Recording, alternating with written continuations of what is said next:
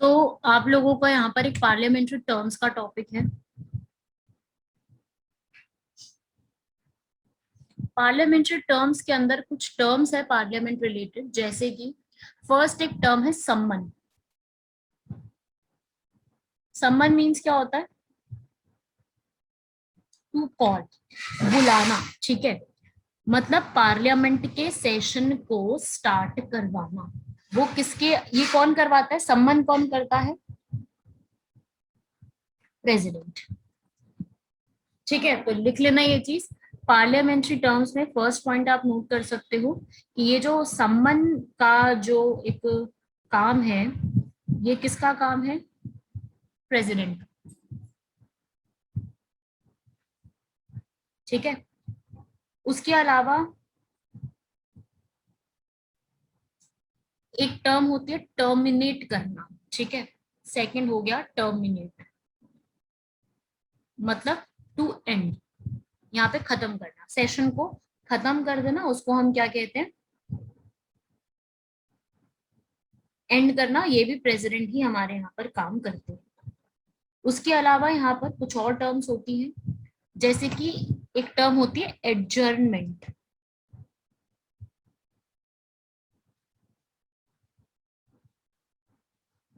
Adjournment का मतलब क्या होता है? एडजर्नमेंट का मतलब हो गया कि अब ये हाउस की सिटिंग खत्म होती है।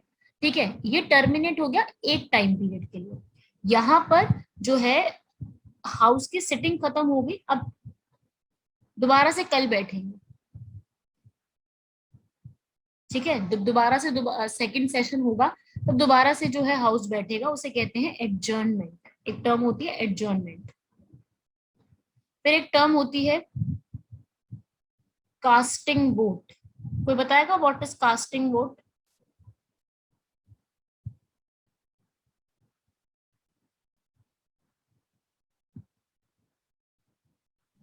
मैम, मे बी मैम, जब बहुत दोनों तरफ के वोट्स बराबर हो जाते हैं तब कोई एक देकर उसको, मतलब हाँ, क्या बोलते हैं मैम, ऐसा कुछ होता है। राइट। जैसे कभी टाई की सिचुएशन आ जाती है, जैसे आप लोग क्रिकेट तो देखते ही होंगे, तो क्रिकेट में जब टाई की सिचुएशन हो जाती है तब क्या करवाया जाता है? वहां पे सुपर ओवर करवाया जाता है। You all know about this. Super over करा के टाई ब्रेक किया जाता है, जो टाई ब्रेकर वाली चीज है उसको खत्म किया जाता है।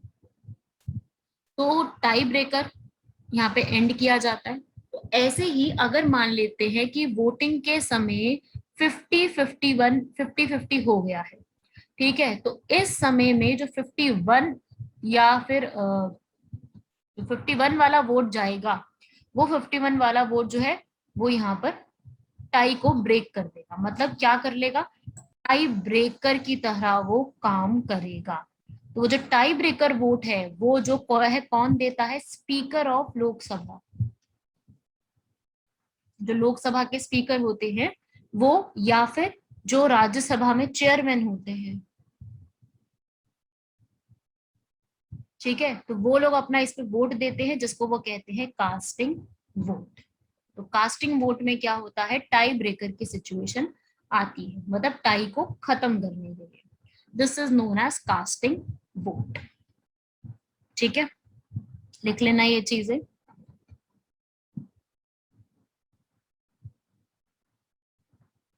उसके अलावा और क्या टर्म्स आती हैं? देखो भाई, एक पार्लियामेंट में बहुत इंपॉर्टेंट टर्म है 0 आर। मैं आपको समझा दूं थोड़ा सा इसके बारे में कि होता क्या है एग्जैक्टली तो इसमें देखो क्या होता क्या है इस वाले पूरे में। आपको पता है कि मान लेते हैं एक हाउस 10 बजे बैठता है। एग्जाम्पल लेते हैं, लोकसभा 10 बजे बैठ रहा है। 10 बजे से 11 बजे, 12 बजे, 1 बजे और फिर 5 बजे तक, मान लेते हैं 10 to 5 की इनको बैठना है। तो होता क्या है कि इस पूरे इसमें टाइम पीरियड में 10 से 11 जो एक पहला घंटा होगा, फर्स्ट आवर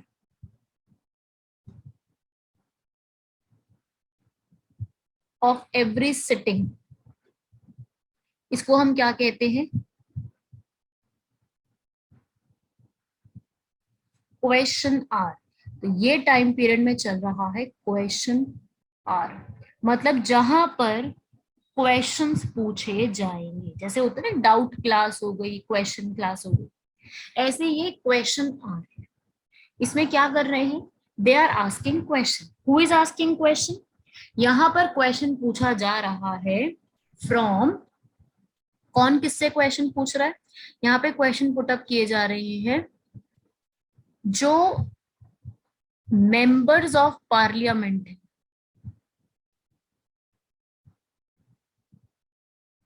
वो क्वेश्चन किससे पूछ रहे हैं, वो हमारे क्वेश्चन पूछ रहे हैं जो मिनिस्टर्स हैं वहां के। वो भी मेंबर ऑफ पार्लियामेंट ही है लेकिन उनके पास मिनिस्ट्री है। अब मेंबर ऑफ पार्लियामेंट तो राहुल गांधी भी है, member of parliament Amit Shah भी है, पर राहुल गांधी से सवाल नहीं करेंगे, राहुल गांधी सवाल करेगा अमित शाह से। क्यों, क्योंकि वो मिनिस्टर है, उसके हाथ में पावर है ना, मोटा भाई के हाथ में पावर है, इसलिए उनसे सवाल किए जा रहे हैं। जितने भी मिनिस्टर्स हैं, निर्मला सीतारमन, राजनाथ सिंह, धर्मेंद्र प्रधान, रमेश पोखरियाल, स्मृति ईरानी, सब मिनिस्टर्स हैं, उनसे हम यहाँ पे सवाल करते हैं। मेंबर्स ऑफ पार्लियामेंट जो और लोग हैं, क्योंकि मिनिस्टर तो सारे नहीं बनते हैं, तो जो बाकी लोग हैं वो सवाल करते हैं, क्योंकि इनको जवाब देना होता है, क्योंकि इनके पास पावर है, ये सारा देश चला रहे हैं। ठीक है, तो ऐसा होता है फर्स्ट पहले घंटे में। फिर जब क्वेश्चन आर खत्म होता है तब उसका next hour, immediate next hour of question hour, question hour से बिल्कुल अगला घंटा जो है वो किसके लिए रिजर्व किया जाता है, वो रिजर्व किया जाता है 0 आर के लिए। ठीक है, अब जो भी अगला घंटा होगा, 11 से 12 होता है, 12 से 1 होता है, वो यहाँ पे रिजर्व है 0 आर। क्या मतलब इसका, जीरो का मतलब क्या होता है, जीरो, जीरो मतलब कुछ नहीं, खाली।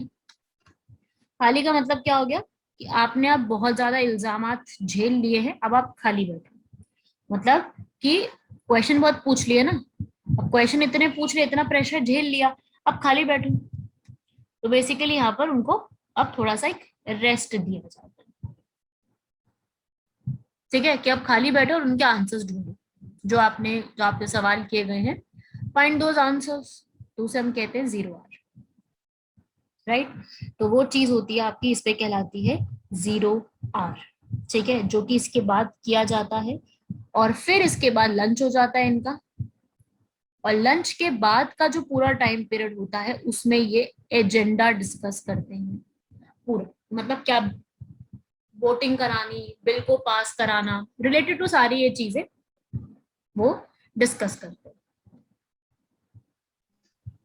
मैम, हाँ जी, मैम ये 0 आर में क्या ये लोग फ्री बैठते हैं, मतलब उनके पास रेस्टिंग टाइम कह सकते हैं? नहीं होता नहीं है, कहने की बात होती है, असल में तो इनके पास इतने इल्जाम इनके ऊपर लगे हुए होते हैं, वो सब इनके ऊपर, उनके उनके उनके में बात की जाती है। ठीक है, जो भी इनके मैम ऊपर, हाँ बोलो। मैम क्योंकि जो बुक में मैम जब मैंने पढ़ा था तो उसमें लिखा था कि मेंबर्स जो होते हैं वो मैटर उठाते हैं जो उनको लगता है जरूरी जरूरी है, तो मैम। विदाउट प्रायर नोटिस लिखा होगा उसमें, अच्छा यहाँ पे मैम। लिखा होगा matters are raised, urgent matters are raised without prior notice, ऐसा लिखा होगा उसमें। तो उसमें ओके मैम। कि अगर मान लीजिए कोई ऐसा मैटर है जो पहले परमिशन नहीं ली है कि पूछना है, ठीक है, स्पीकर से परमिशन नहीं लिया है कि हमें ऐसा कुछ पूछना है, तो वो मैटर्स को में उठाते हैं और उन पर डिस्कशन होती है। बेसिकली होता कुछ नहीं है, मिलता कुछ नहीं है इसमें, एक दूसरे पे इल्जाम लगाए जाते हैं एक्चुअली में, रियल में। यहाँ लिख सकते हो, matters are raised without prior notice, मतलब बिना नोटिस दिए कुछ मैटर्स को यहाँ पर रेस किया जाता है।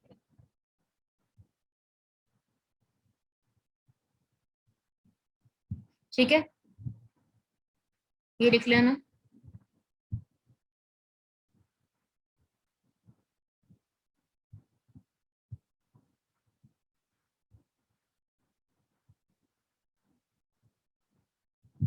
तो इस तरीके से इनका पूरा यहाँ पे सिस्टम चलता है। ओके, ये होता है आपकी कुछ टर्म्स है, क्वेश्चन आर, 0 आर वगैरह। क्वेश्चन आवर तो बहुत पुराना चलता आ रहा है, बट हुआ ये था कि क्वेश्चन आवर पहले 2 घंटे का हुआ करता था। फिर क्या हुआ कि अगर आप 2 घंटे क्वेश्चन ही पूछते रहे, इतने तो जवाब ही नहीं है लोगों के पास, तो क्या किया जवाहरलाल नेहरू जी ने 1964 में क्वेश्चन आवर का जो टाइम पीरियड है उसको 2 घंटे से उठा के 1 घंटा कर दिया, और अगला 1 घंटा खाली छोड़ दिया। ठीक है, ताकि जो है थोड़ा सा शांति मिल सके। और इसी चीज को हम कहते हैं, यही वाला जो मैं बता रही हूँ आपको पूरा। और 0 आवर जो है यहाँ पर, ये इंडिया की खुद की अपडेट है। ठीक है, इंडिया ने खुद ने इसको स्टार्ट किया था, और इसी चीज के लिए यहाँ पर जो है इंडिया की इनोवेशन कहा जाता है इसको।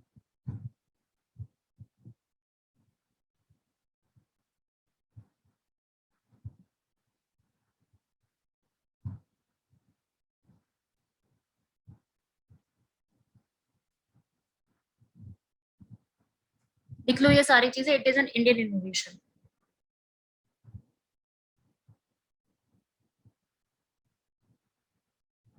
Yes ma'am.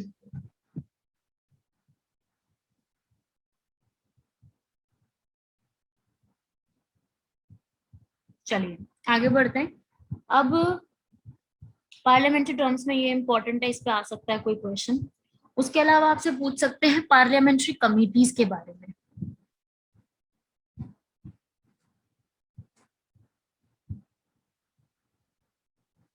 इस पे आपका एक क्वेश्चन बन सकता है कि पार्लियामेंट में कमिटीज कौन कौन सी होती है।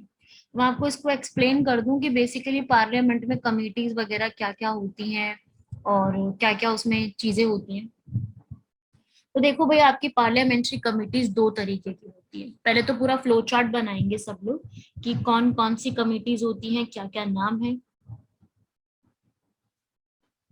वो देखेंगे यहाँ पर कि आपकी यहाँ पर कमिटीज कौन कौन सी हैं। तो आपकी यहाँ पे जो कमिटीज है वो है, एक तो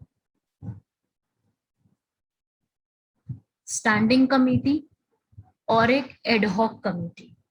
स्टैंडिंग और एडहॉक, पहले तो मुझे बताओ एडहॉक का मीनिंग क्या होता है।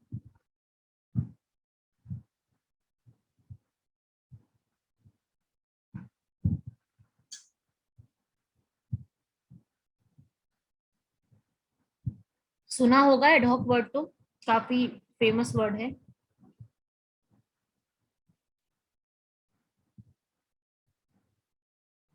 मैम किसी काम के लिए कोई चीज तुरंत बनाना, मैम ऐसे ही कुछ। एडहॉक का बेसिकली मीनिंग होता है यहाँ पर टेम्पररी। ठीक है, एडहॉक का मतलब टेम्पररी होता है।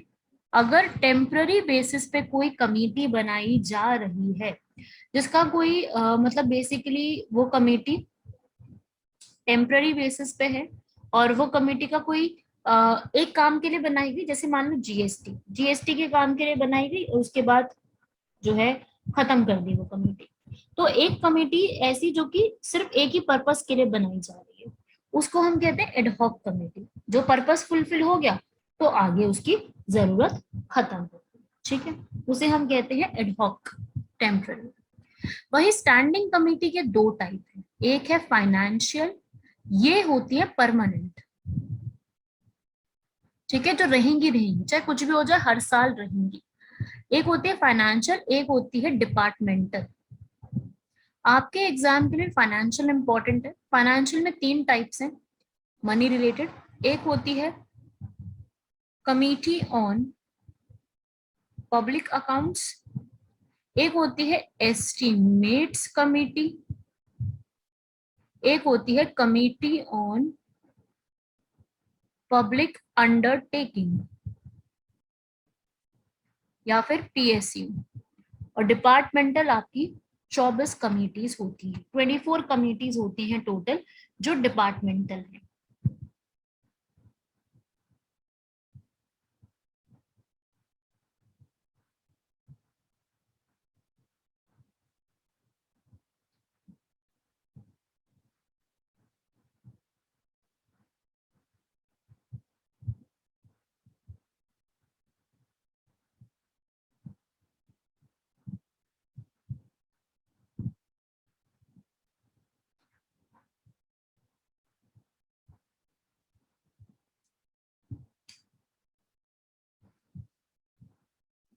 Yes ma'am. ठीक है, लिख लो ये सारी चीजें।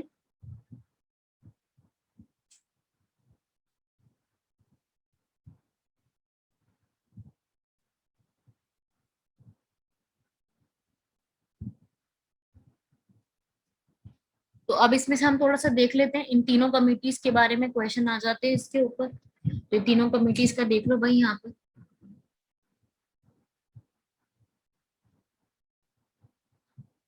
सबसे पहले लिख लो committee on public undertaking, heading बना लो। कमेटी ऑन पब्लिक अकाउंट्स है पहली। तो ये वाली जो आपकी कमेटी है, कमेटी ऑन पब्लिक अकाउंट्स, इसमें कौन कौन से लोग होते हैं और इसका ड्यूरेशन कितनी टाइम का होता है, ठीक है, ये सब देख लेते हैं। तो ये जो पब्लिक अकाउंट्स के ऊपर आपको साफ नाम से समझ में आ रहा है कि ऐसा कुछ इसके अंदर होता है जिसमें कुछ पब्लिक अकाउंट्स की बात की जा रही है, ठीक है। तो आपकी ये जो पब्लिक अकाउंट्स की कमेटी है, कमेटी ऑन पब्लिक अकाउंट्स, ये क्या करती है बेसिकली, ये कमेटी जो है, जो भी हमारी रिपोर्ट्स होती हैं उन सबको चेक करना, जो उसमें पब्लिक अकाउंट्स की बात की जा रही है, ये एक्चुअली में 1921 में पहली बार भारत में बनाई गई थी, ठीक है, तब से चलती आ रही है ये। और इसमें टोटल नंबर ऑफ मेंबर्स होते हैं आपके 22। 22 का कैसे डिवीजन होता है, 15 और 7 की फॉर्म में। 15 मेंबर लोकसभा से चूज किए जाते हैं, 7 मेंबर राज्यसभा से चूज किए जाते हैं। एक्स्ट्रा पॉइंट लिख लेना, इनके अंदर कोई मिनिस्टर नहीं बन सकता।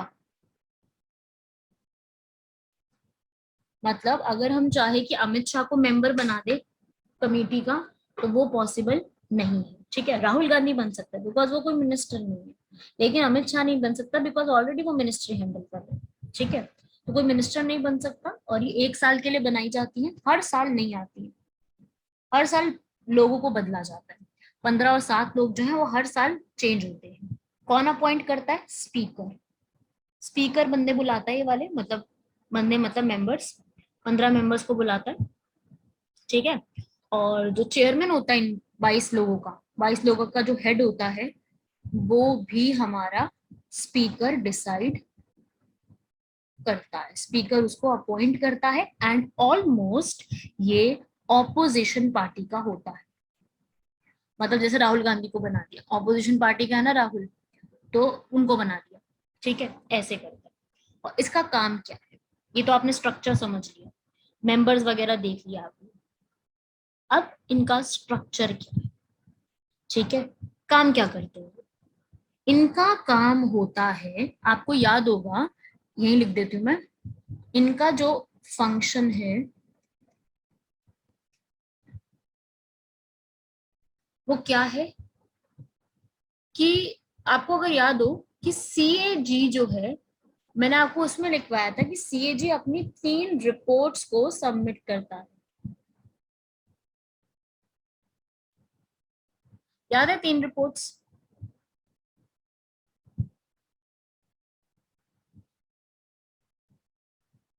अभी बताओ, आप लोग ही बताओगे, मैंने लिखवाई हुई, आप ही लोग बताओगे तभी मैं आगे कराऊंगी। यस आप मैम, बताओ। 148 आर्टिकल। 148 आर्टिकल बिल्कुल सही, पर 3 रिपोर्ट के नाम बताओ। ऑडिट रिपोर्ट, हाँ, एक फाइनेंशियल होगा, appropriation account, appropriation financial account, accounts, and public financial accounts. Account and public under, public account. 3 report के नाम लिखवाए Public थे। accounts. तो वो जो 3 रिपोर्ट सीएजी सबमिट करता है, उसको सबमिट करना, उसको चेक करने की ड्यूटी किसकी है, इनकी, ठीक है। जो सीएजी अपनी रिपोर्ट, सीएजी अपनी रिपोर्ट किसको देता है, प्रेसिडेंट को, मैंने बताया था। और प्रेसिडेंट सबमिट करता है पार्लियामेंट में। तो जब पार्लियामेंट में ये रिपोर्ट आ जाती है हर साल, तो ये हर साल उस रिपोर्ट को पूरा चेक करने की जिम्मेदारी होती है इस कमेटी की, ठीक है। क्योंकि ये सबसे बड़ा भारत का अकाउंट है, सीएजी जो रिपोर्ट तैयार करता है तीनों, ये भारत के सारे अकाउंट्स की डिटेल होती है, कितना आया, कितना गया, कितना लगा पैसा, कहाँ से आ रहा है, कहाँ को जा रहा है, एवरीथिंग। मतलब सीए है ना एक तरीके से, ये तो पूरे भारत का सीए है सीएजी। तो सीएजी पूरा ये काम करता है, और फिर उसके बाद पूरा सर्च किया जाता है, देखा जाता है कि क्या क्या चीजें कहाँ पे हैं। तो ये काम इनका सबसे पहले होता है। बाकी इनका और क्या काम होता है, सब जगह पे चेक करना पैसों को। ऐसा नहीं कि पैसों को अगर गलत खर्च किया गया तो आके मना कर देंगी ये, ऐसा नहीं है। चेक करने की जिम्मेदारी है, सरकार की नजरों में लाने की जिम्मेदारी है। तभी आपको पता है ना, ऑपोजिशन हर बात पे कुछ ना कुछ बोलता रहता है कि ये पैसा यहाँ लगा दिया, वो पैसा वहां कर दिया। क्यों कहता है? क्योंकि उनके पास ये राइट है कि आप जो है जांच पड़ताल कर सकते हो, इन्वेस्टिगेशन कर सकते हो और बता सकते हो। ठीक है।